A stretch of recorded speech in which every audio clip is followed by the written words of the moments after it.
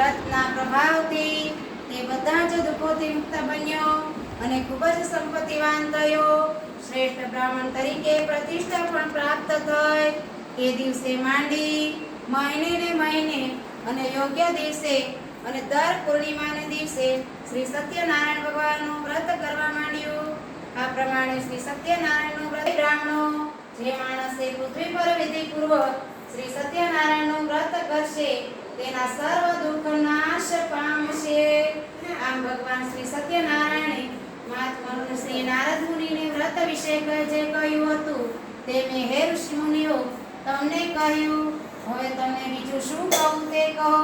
ત્યારે ઋષિઓ બોલ્યા, હે સુત પુરાણી, તે બ્રાહ્મણ પાસેથી આ વ્રત કોણે સાંભળ્યું અને કોણે જાણ્યું હતું? આ પૃથ્વી પર તે વ્રત કોણે કર્યું હતું તે બધું મને સાંભળવા ઈચ્છીએ છીએ, જેથી કે અમને પણ આ વ્રત ઉપર શ્રદ્ધા ઉત્પન્ન થાય. ત્યારે સુતજી બોલ્યા, હે સર્વ મુનિઓ, જેણે જેણે આ પૃથ્વી પર આ વ્રત કર્યું હતું તેની કથા તમે સાંભળો. એક દિવસ શ્રેષ્ઠ